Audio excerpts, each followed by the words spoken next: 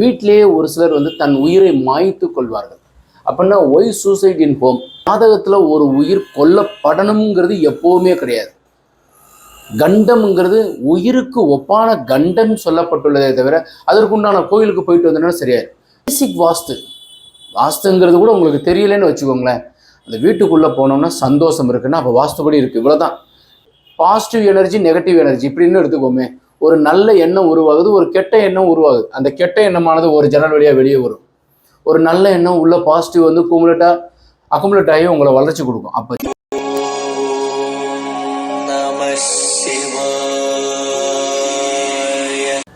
லிங்கம் வாஸ்து அன்பர்கள் அனைவருக்கும் சிவசரணின் அன்பான வணக்கங்கள். இந்த வீடியோவில் வீட்டிலேயே ஒரு சிலர் வந்து தன் உயிரை மாய்த்து கொள்வார்கள். அப்படின்னா why suicide in home? So மேலிருந்து எம்பெருமான் இறைவன் வந்து கீழே பூலோகத்தில் 120 ஆண்டுகள், ஒவ்வொரு திசையும் செவ்வாய் திசைனா 7 வருஷம், ராகு 18 ஆண்டுகள், இப்படி ஒவ்வொரு திசையும் கூட்டி பார்த்தீங்கன்னா 120 ஆண்டுகள் வரும். ஒரு மனிதனுடைய சராசரியாக வாழ்ந்து செல்ல வேண்டிய வயது 120. அப்படி இருக்கும்போது ஒரு ஸ்ட்ரெஸ் காரணமா இல்லை வேற ஏதாவது ஒரு காரணத்திற்காக வேண்டாம் இந்த உலகத்தில் நம்ம இருக்க வேண்டாம்னு நினச்சிட்டு மேலே போகிறோமா, இப்படின்றதான் நம்ம இதில் பார்க்க போகிறோம். இது என்னென்ன காரணங்கள் அப்படின்னு சொல்லிட்டு ஒரு 10 எழுதியிருக்கேன். ஸோ அதில் நேற்று நடந்த முதல் பழைய ஒரு பிரதானமாக நிறையது ராஜாக்கள் காலம் வரை ஒரு ராஜாவை இன்னொருத்தவர் வந்து அடிக்கிறது, ஸோ அழிக்கிறது, விஷம் வச்சு கொள்வது, இது எல்லாமே வந்து ஒரு சபையிலையோ அல்லது வீட்லேயோ அரண்மனையிலையோ ஏதோ ஒரு இடத்துல நடக்கும். இது எதனால் நடக்கும் அப்படின்னு பார்த்தீங்கன்னாக்கா, ஜாதகத்தில் ஒரு உயிர் கொல்லப்படணுங்கிறது எப்போவுமே கிடையாது. கண்டம்ங்கிறது உயிருக்கு ஒப்பான கண்டம் சொல்லப்பட்டுள்ளதே தவிர அதற்குண்டான கோயிலுக்கு போயிட்டு வந்தோம்னா சரியாது. ஏழரை நடக்குது, கவனமாக இருங்கன்னு சொல்லுவாங்க. வாகனத்தில் போகும்போது ஏதாவது ஒரு சின்னதாக ஒரு விபத்து நடக்கும், அதுக்காக கொல்ற அளவுக்கு விபத்துலாம் நடக்காது. அப்போ அதற்குண்டான கோவில் குலதெய்வம் இப்படி தான் சொல்லப்பட்டிருக்கு. அப்படி இருக்கும்போது வீட்டினுடைய அமைப்பு ஃபஸ்ட்டு பாயிண்ட் வந்து ஒரு 4 மூலைகள் சரியாக இருக்க வேண்டும். ஸோ வீட்டில் 4 மூலையும் சரியாக இருந்துச்சுன்னா விபத்து, ஆபத்து, கண்டம், இந்த தற்கொலை எண்ணத்தையே தூண்டவும் வராது. ஸோ சந்தோஷம், காலை எழுந்தவுடனே ஒரு ஜாபு இல்லைன்னா ஒரு சந்தோஷமான செய்தி, அடுத்தடுத்த ஒரு வளர்ச்சிக்கு உண்டான அமைப்பு தான் இந்த 1வது பாயிண்ட். 2வது பாயிண்ட் பேசிக் வாஸ்துங்கிறது கூட உங்களுக்கு தெரியலன்னு வச்சுக்கோங்களேன். அந்த வீட்டுக்குள்ளே போனோம்னா சந்தோஷம் இருக்குன்னா அப்போ வாஸ்துபடி இருக்குது. இவ்வளோதான். நீங்கள் வந்து 4 மூலையில் 5G இருக்கா சார், 4C இருக்கா சார், அப்புறம் அந்த மேடு உயரம் இருக்கணும், காம்பவுண்டர் கம்மியாக இருக்கணும். இன்னைக்கு கூட ஒருத்தவங்க ஃபோன் பண்ணாங்க, சார் போர்ட்டிகோ நாங்கள் போட்டுவிட்டோம், ஈசான மூலையில் தான் போட்டிருக்கோம், நிறைய வீடியோ பார்த்தோம்னா ஒவ்வொருத்தவங்க ஒவ்வொரு மாதிரி சொல்கிறாங்க சார். அப்புறம் மேற்கு தலைவாசல் வச்சு இறைவன் கொடுக்குறாரு உங்களுக்கு பிளாட்டு, அப்போ வடக்க வச்சு கட்டணும்னு அவசியம் கிடையாது, மேற்கே வச்சு கட்டலாம். ஸோ நிறைய பேர் இப்படி சொல்கிறாங்க சார். அப்புறம் ஹார்ட் அட்டாக் வந்துருன்னு சொல்கிறாங்க சார். இந்த வீடு நீங்கள் இப்படியே கட்டி குடி போயிட்டீங்கன்னா உங்களுக்கு ஹார்ட் அட்டாக் வரும் அப்படின்னு சொல்கிறாங்க. அப்புறம் இன்னொரு சாரார் வந்து ஒருத்தவருக்கு வரைபடம் நாங்களே அமைச்சு கொடுத்துருக்குறோம். ஏதோ பேசிக்காக இந்த வாஸ்து கற்றுக்கிட்டு அதை வந்து சொல்லும்போது அவங்க அச்சுறுத்துவது போல் உங்களுக்கு வந்து சொல்லப்படணும் கிடையாது. ஸோ வாஸ்து எதுவுமே தெரிய வேண்டாம். அந்த வீட்டுக்கு உள்ளே போகும்போது சந்தோஷம் கொடுக்குது.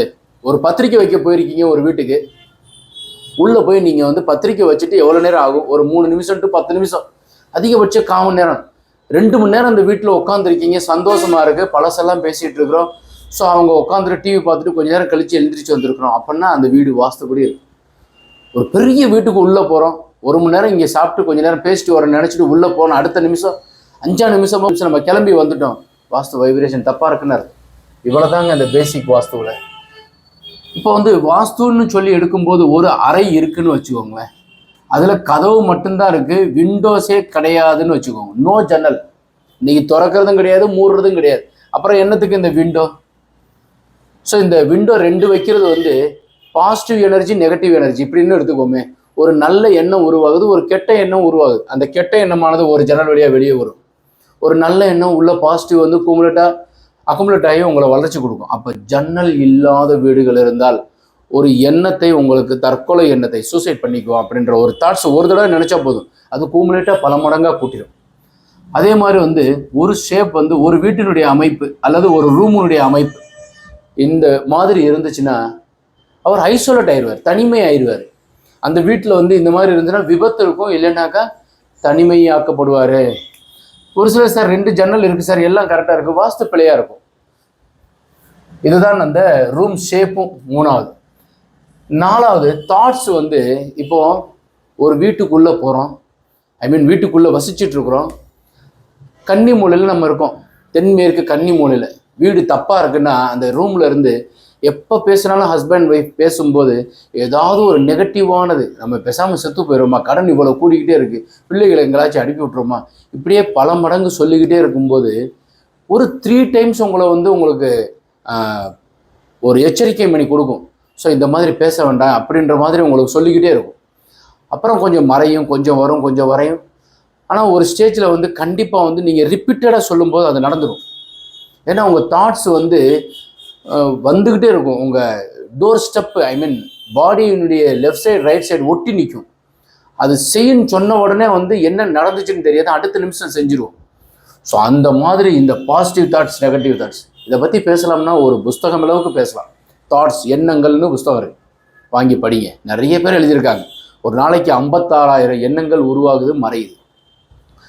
ஸோ அதனால் வந்து இந்த தாட்ஸ் வந்து தாட்ஸ் லெவல்னு எடுத்தோம்னாக்கா யாருன்னா மாரி முத்துன்னு சமீபத்தில் ஒரு தவறினார் டேரக்டர்.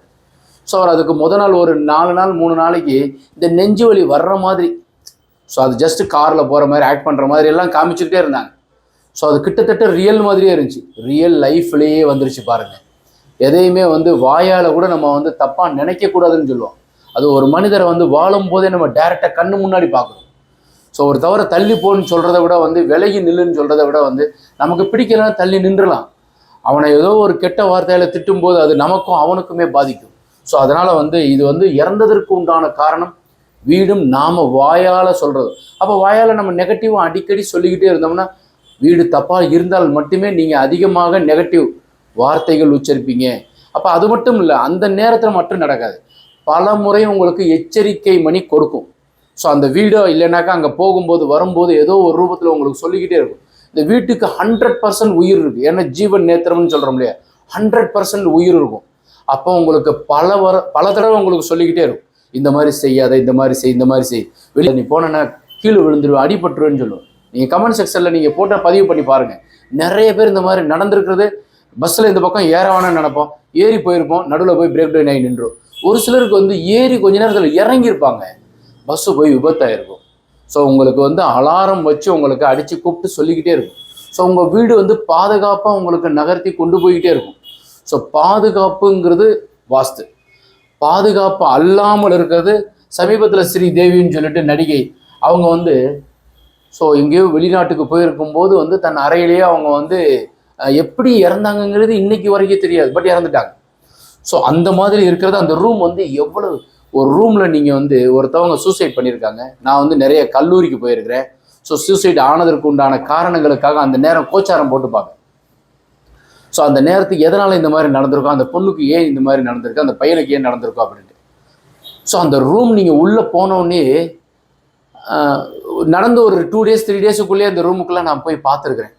ஸோ அது வந்து நீங்கள் வந்து பார்த்தீங்கன்னாலே ஏதோ சொல்ல வர்ற மாதிரி இருக்கும். அந்த ரூம் வந்து அவ்வளோ அலரும். நம்ம பாடியில் வந்து கோடான கோடி அணுக்கள், செல்கள் தான் இருக்குது. ஸோ அதுதான் இயக்கிட்டு இருக்கு. அதுவே நம்மளை சொல்லும், வேண்டாம் இந்த மாதிரி முயற்சி, இது வேண்டாம் வேண்டான்னு சொல்லும். அதே அளவுக்கு முயற்சி இந்த ரூமும் சொல்லும், அந்த அறை சொல்லும் உங்களுக்கு. இது வந்து நெகட்டிவாக நீ எடுக்கிற முடிவு எடுக்கிற, வேண்டாம் வேண்டான்னு சொல்லிட்டு பல தடவை தடுத்துருக்கும். ஃபஸ்ட் டைம் எல்லாம் யாருமே செத்தே போக மாட்டாங்க. இந்த தடவை ஃபஸ்ட் டைம் அவர் வந்து முடிவு எடுத்திருக்காரு, இறந்து போயிட்டார் கிடையாது. 3 times, 3வது தடவை தான் ஒரிஜினலாக அவர் செத்து போயிருப்பார். அப்போ 2 times உங்களுக்கு வார்னிங் கொடுக்கும். ஸோ அதனால் வந்து அதுக்கு அடுத்ததில் நம்ம என்ன செய்யலாங்கிறதுக்கு நீங்கள் முயற்சி பண்ணிங்கன்னா கண்டிப்பாக நீங்கள் ஜெயிச்சிடலாம். ஸோ அப்போ அந்த வீடு உங்களுக்கு வந்து ஏதோ தப்பு இருக்கும். அந்த ரூம் உங்களை வந்து அப்படியே கிட்டத்தட்ட அழுகிற அளவுக்கு சொல்லும், ப்ளீஸ் வேண்டாம் அப்படின்ற மாதிரி இருக்கும். ஸோ அந்த மாதிரி தான் வந்து இப்போ சமீபத்தில் வந்து நேற்று இந்த விஜய் ஆண்டனியுடைய மகன் வந்து நல்லா வந்து இந்த இறகு பந்தில் வந்து ஒரு நல்ல ஒரு விளையாட்டு பிளேயர் மற்றும் விஜய் ஆண்டனியுடைய நல்ல ஒரு மனிதர், சிறந்த மனிதர். ஸோ அவரால் வந்து 100% நாம் வந்து சாரி சார் இது எப்படியோ நீங்கள் அப்படின்ற சொல்கிற அளவுக்கு இல்லை, அவரை தேத்தவும் முடியாது. ஏன்னா லைஃப்பில் வந்து அவரே அப்பா இல்லாமல் தான் வாழ்ந்து மேலே வந்திருக்கிறார். ஸோ தேறி மேலே வர்றதுக்கு நேரத்தில் மகள் இப்படி ஆகும்போது ஸோ இது வந்து எப்படி நடந்திருக்கும் அப்படின்னாக்கா, முன்னோர்களுடைய ஒரு சாபம்னு சொல்கிறோம் இல்லையா, அதெல்லாம் நம்ம தீர்வுக்கு உண்டானது, அதற்கு உண்டான பரிகாரங்கள்லாம் சொல்லியிருக்கு. அது நம்ம செய்யணும். அப்புறம் மகளை எப்போவுமே, ஸோ 12th என்னங்க, காலேஜ் படிக்கிற வரைக்கும் உங்களோடையே வச்சுக்கோங்க. அம்மாவும் மகளும் சேர்ந்து படுங்க. அப்பாவை கூட தனிமையாக்குங்க. ஏன் இப்படி நம்ம வந்து தனியாக ஒரு அறை கொடுத்து அவங்க வந்து என்ன செய்கிறாங்கன்னே தெரியல. எதனால் இந்த மாதிரி முடிவு? நம்ம அந்த மாதிரி முடிவு எடுக்கும்போது நம்ம பக்கத்தில் இருந்தோம்னா கூட ஒரு அட்மாஸ்பியர் சேஞ்சஸ் ஆகிருக்கும். இது எல்லா பேரண்ட்ஸும் கண்டிப்பாக ஃபாலோ பண்ணுங்கள். யாரெல்லாம் உங்கள் மகள் இருக்காங்களோ ரூம் கொடுங்க. இரவு படுக்கும்போது உங்கள் கூட வச்சுக்கோங்க. ஸோ அந்த ஒரு நெகட்டிவான தாட்ஸில் வந்து இரவு தான் உங்களை வந்து ஆள் மனசில் சப்கான்ஷியஸ் மைண்டில் கொண்டு போய் இது செய்யுங்கிறது சொல்லும். அது ஆட்டோமேட்டிக்காக எழும்பி அது செய்யும். அதனால் அந்த தாட்ஸ் இல்லாமல் இருக்கிறதுக்கும் நீங்கள் வந்து செயல்படுங்க. ஸோ அதனால் வந்து வீடும் காரணம், தாட்ஸ் லெவல்லையும் காரணம். முழுக்க முழுக்க இந்த ட்ரையாங்கிள் ஷேப்பு, ஜன்னல் இல்லாமல் இருக்கிறது, வாஸ்து பிழையாக இருக்கிறது, இது எல்லாமே ஒட்டுமொத்தமாக வந்து டிப்ரெஸ் பண்ணும். ஆனால் அது உங்களுக்கு 1 டைம் கிடையாது, 3 டைம்ஸ் உங்களுக்கு வந்து ஏதாவது விபத்தோ ஆபத்தோ ஏதோ ஒரு வழியில் உங்களுக்கு சொல்லிக்கிட்டே இருக்கும். காஃபி டே ஓனர் சித்தார்த் இருக்கார் இல்லைங்களா, அவரும் வந்து ஒரு பாலத்திலேருந்து மேலேருந்து எவ்வளோ கோடிக்கணக்கான கடன், பட் அவங்க மிஸ்ஸஸ் இப்போ வந்து அதெல்லாமே முடிச்சிட்டாங்க. ஸோ நல்லா தெரிஞ்சுக்கோங்க, ஒரு இது நடந்து அதே சைக்கிள் தான் அவங்க மிஸ்ஸஸ் வந்து கடனை ஃபுல் பண்ணுறாங்க. அப்போ அவங்க எப்படி மாற்றுறாங்க? ஸோ அந்த அட்மாஸ்பியரும் செட்டப்பும் அந்த இயற்கையும் நேச்சரும் அவங்க வாழ்கிற இடமும் மாறும்போது அது ஆட்டோமேட்டிக்காக மாறும். எனக்கு தெரிஞ்சு வந்து ஒரு 15 இயர்ஸ் பிஃபோர் வந்து ஒரு பெரிய ஸ்டீல் பிளான்ட், கம்பி கடை வச்சுருக்கிறாங்களே, அவங்களுக்கெல்லாம் கம்பி சப்ளை பண்ணுவார். இந்த 10 mm 12 mm 16 mm கம்பி தயாரிக்கிற கடை. அது என்ன பிராண்டுன்னு மாத்திரம் சொல்லலை, பாப்புலரான பிராண்டு. 2 மகள், ஒரு மகள் வந்து சூசைட் பண்ணிக்கிட்டாங்க. காலையில் இறக்குறாங்க, சாயந்தரம் அடக்கம் பண்ணுறாங்க. அந்த ஓனர் எனக்கு டைரெக்டாக தெரியும்.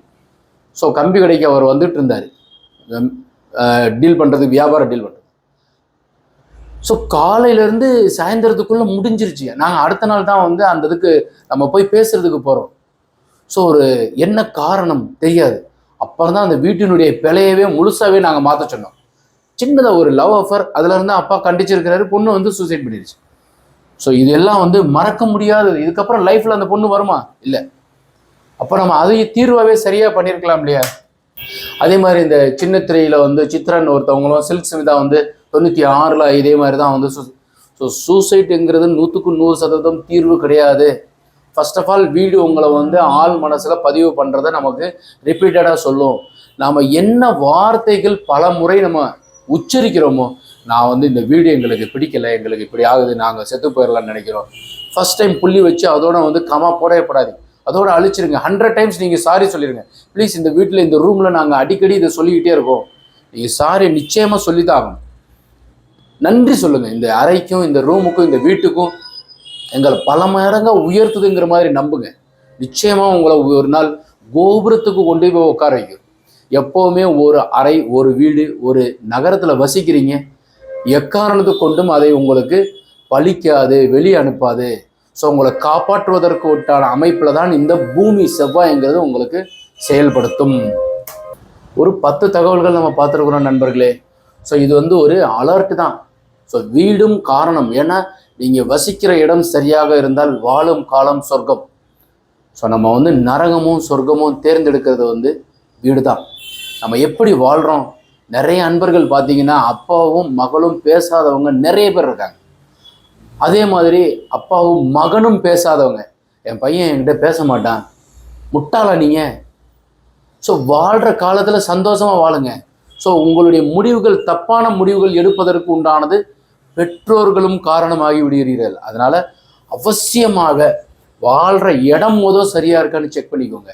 இது வந்து நான் வந்து ஒரு பெரிய மன வருத்தத்துடன் தான் நான் இதை தெரிவிக்கிறேன். ஏன்னா வீடு வந்து உங்களை எப்படி வாழ வைக்கணுங்கிறது ஒன்று இருக்குது. ஸோ அது வந்து ரெடியாக இருக்குது. அப்போ அந்த இடம் உங்களை நிச்சயமாக மாற்றமும் உயர்வும் கொடுக்கும். அதனால் வீட்டை நேசிங்க, நிச்சயமாக வாழ்வீர்கள். வணக்கம்.